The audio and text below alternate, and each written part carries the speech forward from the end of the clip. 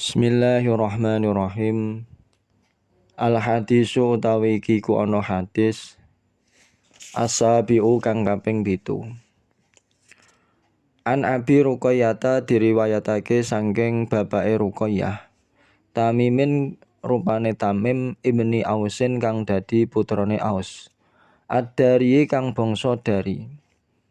Ngriwayatake anan Nabiya sedune Kanjeng Nabi Kala iku dawuh sinten Kanjeng Nabi ing dawuhan ad-dinu an-nasihah. Ad-dinu utawi pokoke agama. An-nasihatu iku agawe becik.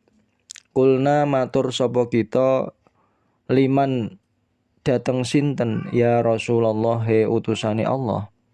Kala dawuh sinten Kanjeng Nabi dawuh lillahi maring Allah wali kitabihi lan maring kitabe Allah wali rasulihi lan maring utusane Allah wali a'immatil muslimina lan maring pira-pira imam-imame wong Islam wa ammatihim lan umume muslimin.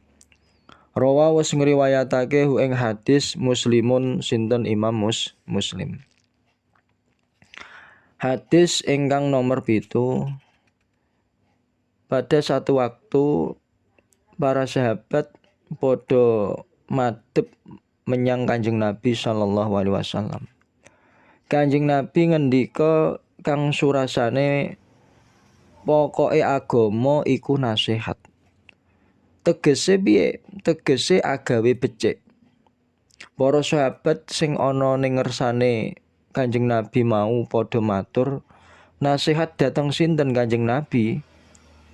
Kanjeng Nabi dawuh kang surasane mengkene marang pangeran yaiku Allah, marang kitabe Allah, marang utusane Allah, marang a'immatil muslimin lan marang umumil muslimin, marang pira-pira pemimpine wong muslim lan marang umume wong muslim.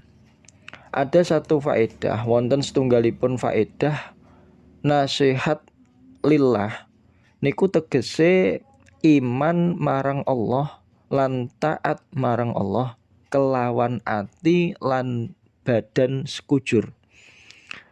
Lajeng nasihat li kitabillah tegese yaiku ngegungake lan iman lan ngamalake apa kang kasebut ana ing kitabe Allah.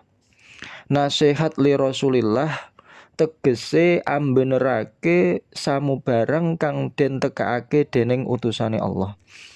Lajeng nasihat li a'immatil muslimin tegese yaiku anderek marang pitedah lan taklid marang laku-lakune serta husnudzon marang panjenengane yaiku Kanjeng Nabi. Dene kang dikersakake a'immatil muslimin yaiku para ulama-ulama agama Islam. Sedang lajeng engkang dipun wastani nasihat li ammatil muslimin tegese yaiku kudu bersikap bagus marang muslimin serta saged tepa selira. Wallahu a'lam bishawab.